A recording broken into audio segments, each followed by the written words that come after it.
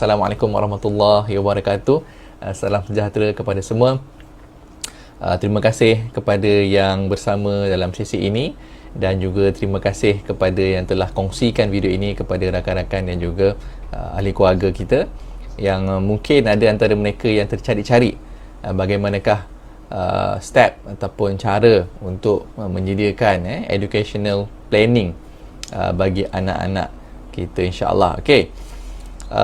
So spesifik hari ini kita akan tengok ataupun kita nak kira berapakah kos untuk menghantar anak yang berminat untuk belajar di University of Oxford. Sebelum tu mungkin ada yang first time jumpa saya, izinkan saya memperkenalkan diri. Nama saya Ahmad Arif bin Zulkifli, merupakan lulusan ijazah sarjana muda dari UiTM dalam bidang civil engineering.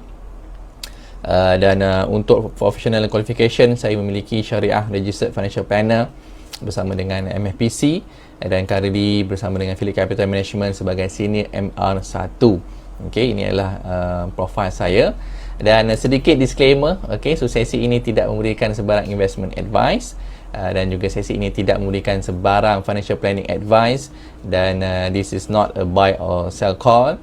No recommendation of any investment is given in this session. If you're not sure, please get an advice from your licensed financial planner. Okay, so sesi ini hanya menyediakan perkongsian, okay, ataupun saya kongsikan apa perancangan saya untuk menyediakan dana pendidikan bagi anak. Okay, pertamanya kita tahu bahawa importance of education bagi kita, anak-anak kita adalah sangat penting. Antaranya kalau kita lihat dekat sini, kepentingan pendidikan adalah antaranya membina critical thinking skills kepada anak-anak kita, kemudian menyediakan mereka help to prepare for the future, kemudian education innovate society, dan juga education foster understanding of our world. Okay, so ini antara kepentingan education dan I think siapa yang bersama dalam sesi ini sangat tahu dan juga sangat faham kepada kelebihan ataupun kepentingan bagi pendidikan, terutama untuk anak-anak kita, dan sangat concern berkenaan dengan pendidikan peringkat ketiga ataupun tertiary education bagi anak-anak kita, insya-Allah. Okay, so kita nak tahu hari ini how much does your child needs untuk belajar di luar negara.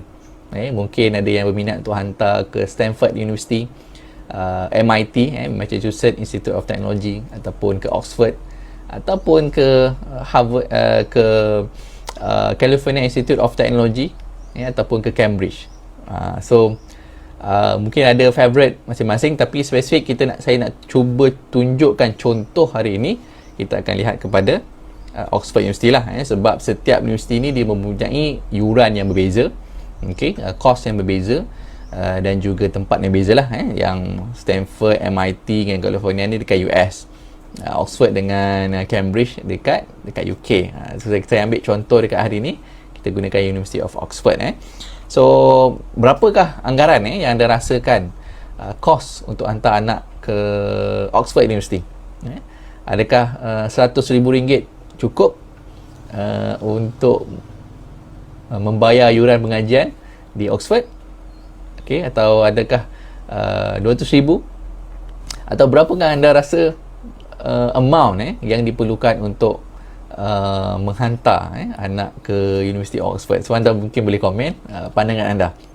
Okay, berapa anda rasakan jumlah yang diperlukan? Okay, ini antara beberapa universiti di dunia, di US dan juga di UK, dan juga anggaran average secara purata yuran pengajian untuk tahunan. So dekat global ataupun dekat overseas ni normally dia bagi yuran dalam bentuk tahunan lah, so untuk kita mudah rancang. Okay, dekat Malaysia mungkin kita bagi lump sum, tapi dekat overseas normally dia bagi per year, so yuran per year. So mungkin ada dekat US ada 50,000 dalam USD, ada 53. Untuk MIT 53,000, Stanford 56. Yang paling mahal saya rasa kat sini ialah Columbia University, $60,000. Okay, untuk UK pula Oxford lebih kurang average 32,000, Cambridge 35,000, kemudian Imperial College 33,000. This one dalam pound sterling. So kalau di Oxford, spesifik yuran mengajarnya adalah antara 28,000 sehinggalah 44,000 pound sterling untuk overseas student. Ini adalah annual courses, bergantung kepada course yang diambil. So ada punya scale ada antara 28,000 sehinggalah kepada 44,000 setahun bagi course-course yang berbeza. Saya ambil contoh untuk case study ni, kita gunakan Economic and Management course dalam bidang Economic and Management. So cost-nya untuk setahun adalah 37,000. Okay, so 37,000 pound untuk setahun bagi course Economic and Management. Setiapnya ada beza lah. Of course kalau medik tu, medik lebih mahal. Okay. Kemudian selain yang tadi tu 37,000 tu adalah untuk cost, bayar yuran.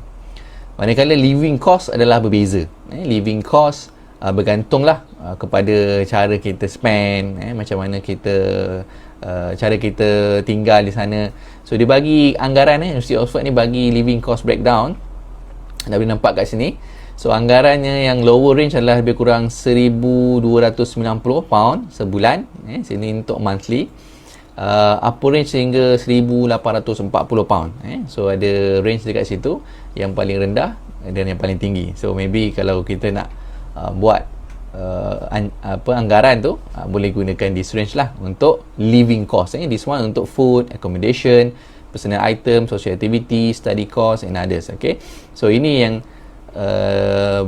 diberi anggaran untuk living cost per month. Okay, so per month 1,290 pound. Okay, itu untuk sebulan. Now masuk ke part yang lebih menarik, macam mana kita nak kira. Kita gunakan happy kira-kira tools kita untuk kita tahu berapakah amount yang diperlukan bagi menghantar anak di University of Oxford. Okay, ini adalah tools yang saya gunakan dalam bentuk spreadsheet ni untuk education planning. So mari kita start sama-sama. Sebagai contoh, saya letak di sini, okay, nama Abdul, okay, risk profile saya, because this is for more than 10 years, saya letak aggressive. Okay, financial goals adalah untuk college fee. University name untuk di-enroll adalah di Oxford. Present age adalah 3 tahun. Admission age adalah 18 tahun. Cost, okay, per year bagi course economic tadi, kalau kita convert 37,280 lebih kurang 202,000 setahun. Kos ni dalam ringgit Malaysia adalah 202,000. So saya ambil figure, kita round up 203, 203,000. Education inflation rate. Okay, ni ialah inflation rate untuk education, dia bukan economic punya general. This one untuk education itself. Kalau kita lihat kat sini from track record di UK, ini adalah dia punya inflation bagi education, kadar inflasi edukasi pendidikan mereka. So dia ada naik dan turun dia. Okay, pernah sekali spike waktu dia 13. This one masa tu sangat drastik lah. Tapi kalau kita boleh nampak since 1995, okay, so dia dalam paras lebih kurang 5%. Okay, but lately ni nampak lebih kurang lah, kurang daripada 5%. So saya ambil dekat sini 4% lah, sebab dia less than 5. So saya ambil untuk assumptions adalah 4%. So inflation rate pendidikan di UK adalah 4%. Saya ambil sebagai anggaran. Resources available sekarang ni, berapa banyak yang saya dah sediakan tabungnya untuk pendidikan ni, berapa banyak dah? 30, let's say 30,000 yang saya letakkan di dalam SSPN. Okay, so kadar pulangan SSPN saya andaikan kat sini 4%. So kalau kita boleh lihat from track record, kadar dividen SSPN daripada 2015 sehingga 2021, okay, lebih kurang 4%. So yang 2021 je ada short sikit dalam 3%, but the rest tu lebih kurang 4%. Okay, so saya ambil assumption untuk current investment iaitu di dalam SSPN lebih kurang 4%. Okay, dividennya. Numbers of years attending, so untuk course economic tadi lebih kurang 3 tahun. Kalau engineering mungkin 4 tahun, kalau medik lebih lama lah. Okay, so saya ambil ni tadi contoh untuk ekonomik, so tempohnya adalah 3 tahun. So others investment return contohnya mungkin apa-apa jenis pelaburan selain daripada yang SSPN lah, yang mungkin kita intended untuk diversify. Mungkin unit trust, mungkin saham, mungkin kripto, mungkin property dan sebagainya, boleh letakkan dekat bahagian investment return, so dengan target return dia. So bila saya letak kat sini agresif, so saya target untuk dapat lebih kurang 10%. So target returnnya adalah 10%. So dalam calculation ni kita tak masukkan lagi living cost dan juga currency fluctuation. So this is just untuk cost yuran sahaja. So yang kita gunakan ni adalah untuk kira cost yuran sahaja. So living cost dengan currency fluctuation kena kira lain lah. So kena panjang sikit lagi calculation dia. But this one just untuk figure out how much cost yuran bagi pendidikan di Oxford University, bila anak saya nak enroll nanti. Okay, so dekat sini bawah ni saya dah summarizekan. Okay, so financial goal adalah untuk college fee, annual education cost 365,000, amount needed for education 609,000, amount available yang saya ada sekarang 30,000 dan saya short 579,000. Okay, so saya akan explain nanti macam mana saya dapat this figure. So yang pertama, annual education cost. Kat sini tadi kita nampak tahunan, yuran tahunan dia adalah RM203,000 ataupun dalam pound 37,000 pound. So RM203,000 adalah harga sekarang. So kita nak kira termasuk dengan inflation tadi, untuk kos pendidikan tadi lebih kurang 4% kita anggarkan. Anda juga mungkin boleh ambil 5, depends. So 4 atau 5 tu is normal lah kita gunakan untuk kos pendidikan, inflation rate untuk pendidikan.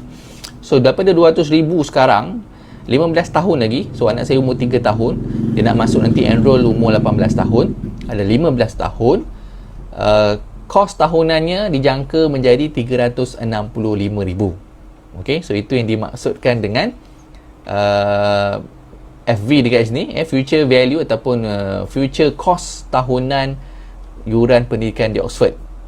Okay, tinggi apa ni dia punya inflation 4 ke 5%. Even dekat Malaysia pun nanti 3 ke 4% kita punya inflation rate bagi pendidikan. So kita ada inflation rate untuk currency atau mata wang, kita juga ada inflation rate untuk macam-macam benda lain termasuk pendidikan. Okay, so pendidikan lebih kurang di global, di peringkat overseas 4 ke 5% tu is normal. Okay, so kita ambil kat sini assumption 4%. Jadi yuran tahunan anak saya nanti bila dia enroll umur dia 18 tahun adalah 365,000. Okay, so 3 setahun. So untuk saya kira berapa saya kena ada untuk 3 tahun tempoh pengajian dia, sebab dia ambil ekonomik tadi 3 tahun, kalau engineering kena 4 tahun, kalau medik mungkin 5 atau 6 tahun. Okay, so untuk 3 tahun, okay, 365,000 saya kena kira consider, okay, inflation rate dan juga pulangan daripada dividen pelaburan yang sedia ada, which is daripada SSPN. Kenapa jadi kosong? Sebab okay, bila masukkan formula ni maka jadi kosong because kita punya pulangan tolak dengan kita punya inflation rate already kosong. 4 tolak 4 dah jadi kosong. So that's why kita punya return, okay, IYR kita adalah kosong, 0%. So sebab inflation dia 4%, dividen kita target 4% juga, so kosong lah. So untuk 3 tahun, waktu dia umur 18 tahun nanti, saya kena siap-siapkan 1 juta, 1.09 juta ringgit untuk dia enroll di University of Oxford dalam bidang ekonomi, sebab yurannya adalah begitu. So 1 juta saya perlu sediakan ketika dia berumur 18 tahun. Okay, so setiap tahun saya akan keluarkan lah bayar yurannya 365,000 setahun. Okay, so 3 tahun jadi 1.096 juta, 1.09 juta lah. Kita mudahkan 1 juta. Okay, so saya perlu sediakan 1 juta.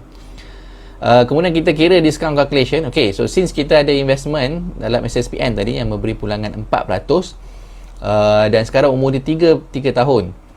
So dia sementara daripada umur 3 tahun sehinggalah ke 18 tahun, saya ada masa 15 tahun. Okay, untuk prepare the figure tadi 1 juta tadi.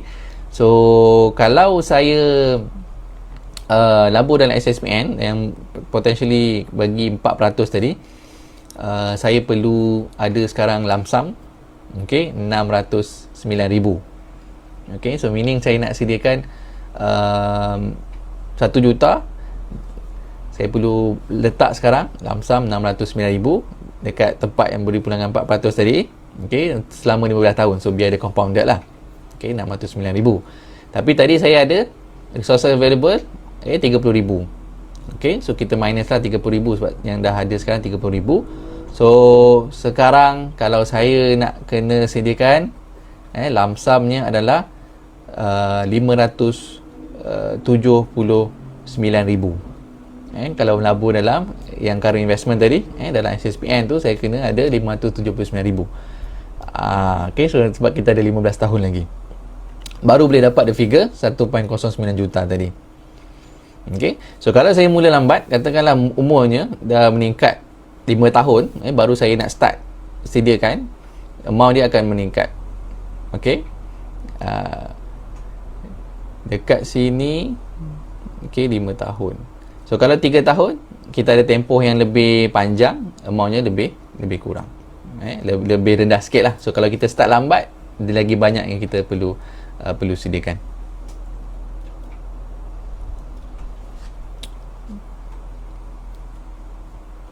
Okay, so 579,000. So nampak banyak. Okay, so saya tak ada lump sum tu sekarang, 500,000 tu untuk letak di tempat pelaburan sedia ada. Tapi apa yang saya boleh buat adalah saya cari option. Apakah option lain yang ada untuk saya sediakan dana pendidikan anak saya? Okay, so saya ada 15 tahun, masih sama. So sekarang umur 3 tahun, ada 15 tahun lagi. So saya kena cari tempat yang potentially boleh bagi 10%. Okay, so saya kena carilah tempat kat mana yang boleh potentially bagi 10%, supaya saya boleh kurangkan the figure, daripada 579,000 lump sum kena ada sekarang.